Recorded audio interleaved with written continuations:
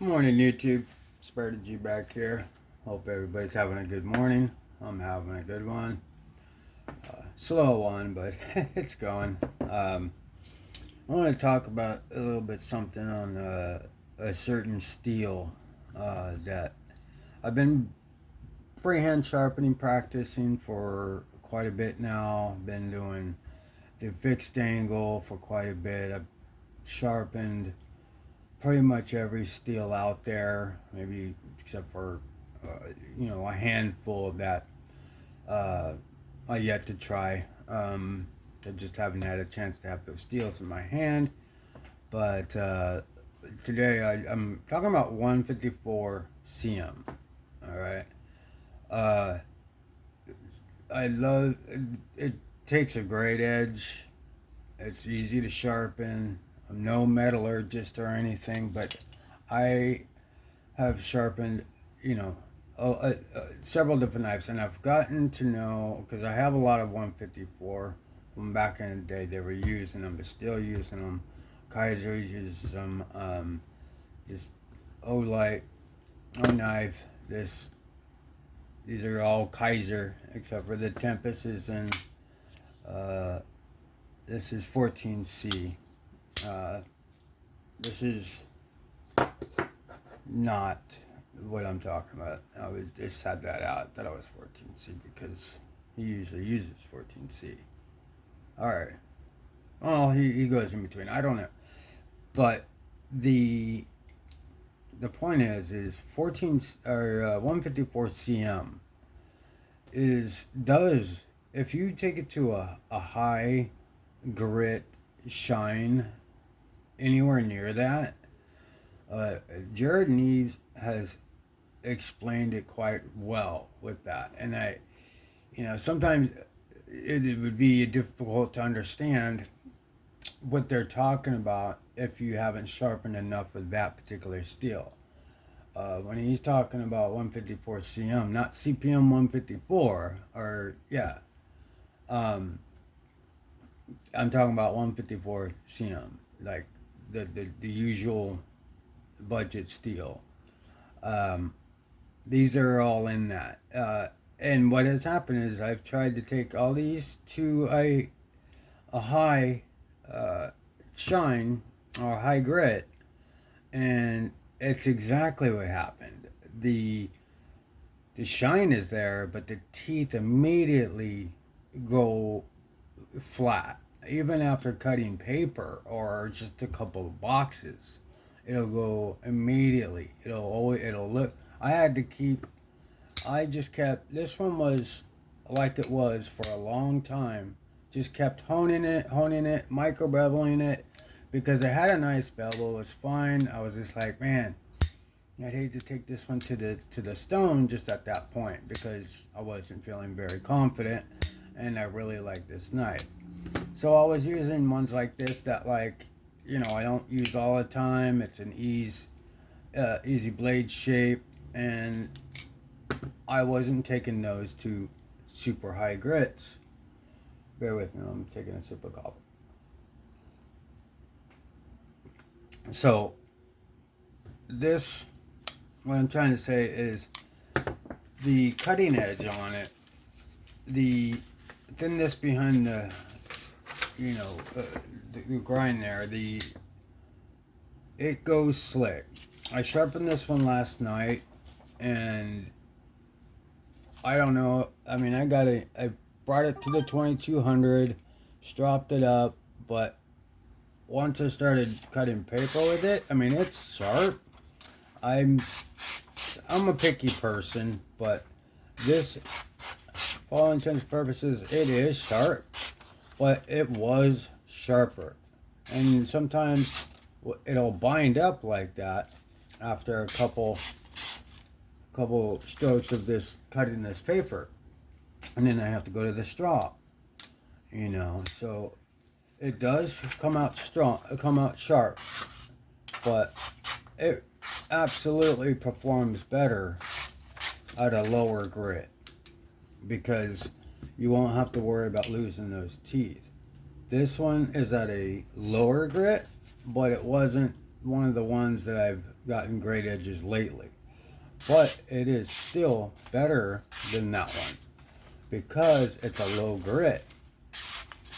I mean, it just blazes through, and it's about the same thickness behind the edge. This one isn't very thin at all, but it really, you could feel the teeth cutting in. You could, on this one, you could feel it sometimes before it even goes in. It's not, it's like, what is keeping it, you know? So what's happening is there's teeth here, teeth there. It's wiping away the teeth. Every time I'm cutting down something, I'm literally cutting those micro serrations off and leaving it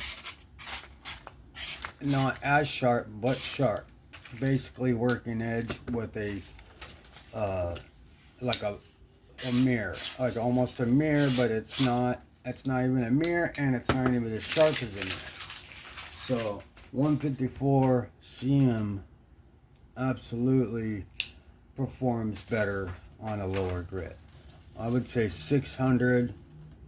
This is a low grit too. Actually, this is another one that I did on a high grit, but I started out. This one actually came out pretty good. I didn't really see. That's the thing, is what company does it or what heat treat. I mean, you can see this one's thinner behind the edge, so you've got a lot of geometry working here. But I mean, that is just completely, obviously sharper than either of these two. This one has a good working edge. This one has a near mirror type edge that has lost its teeth. And this one has kind of both. It has like a good work edge, but with a pretty good bevel. I spent my time on this one. I was going to list it, but I decided to keep one of my originals. Sold all the other ones. Gave up my clip on it so that they could have it. But this is absolutely. And then here is the Kaiser T1. So it's like, all right, let's check out Kaiser's old school 154. And basically the same. You know, this one doesn't have a high. This one has a nice cloudy. I just did this one not too long ago. It comes, I followed the factory grind on it because I did sharpen it a few times, and this is an evergreen to me, so I wanted to do a good job. But I didn't have the 2200 at the time. I just left it at the 12 and stropped, and that I think is where 12 at the most. And this, I haven't cut enough with it ever since I sharpened it to know if these teeth are going to fall off. But I do know once you go past 12 and you try to go finer, those teeth will slicken up. But this one's incredibly sharp. So here's another Kaiser. This is the original NXL. This is a 154 CM.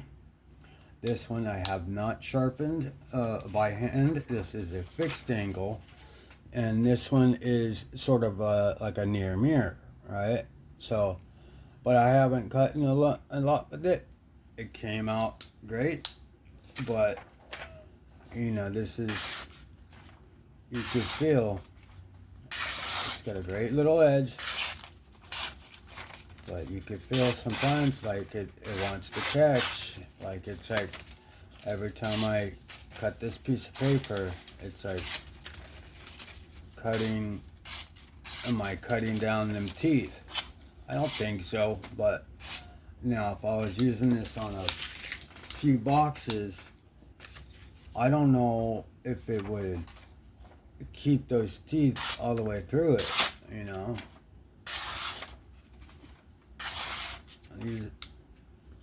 Okay, this is a 154 Kaiser, and it's the Hiccup. This is an early staged one where you can tell I don't even have a correct bevel on there, but it does have a working edge, and and it's slick with no teeth.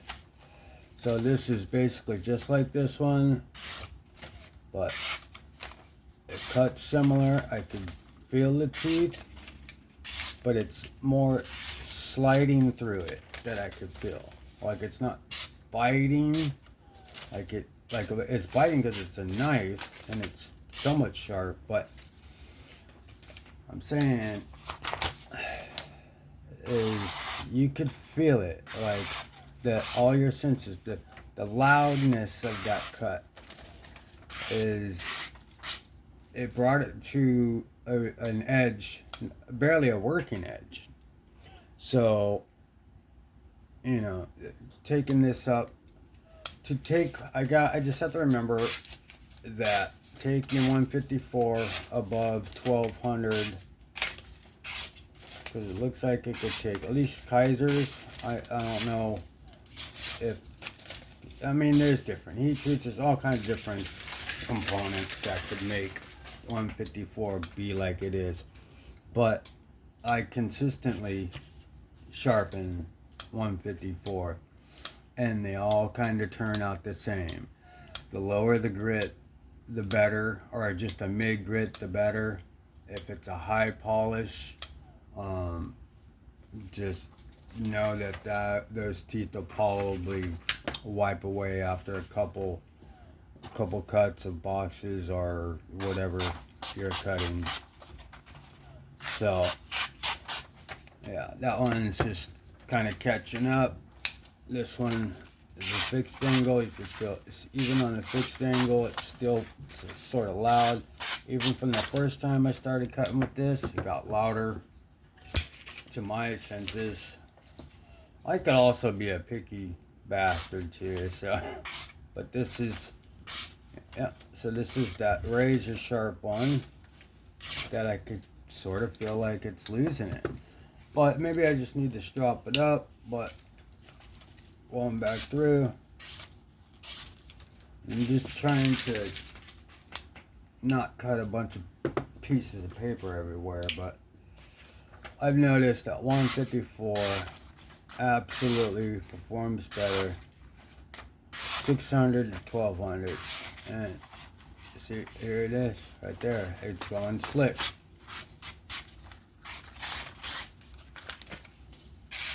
So it'll cut, but it's like I think one of them said it's like it could be sharp and you cut through paper, but it's not sharp. I know my knife is sharp. On 154, I gotta keep at a low grit, and that's all that was. I was just wanted to talk about now that I've sharpened quite a bit of different steels. Here's D2 on the Penguin that I did on a high polish. Okay. So this one, not hollow grind or anything, it is a warranty, and it just blazes through. So, and doesn't get caught up. I mean, it just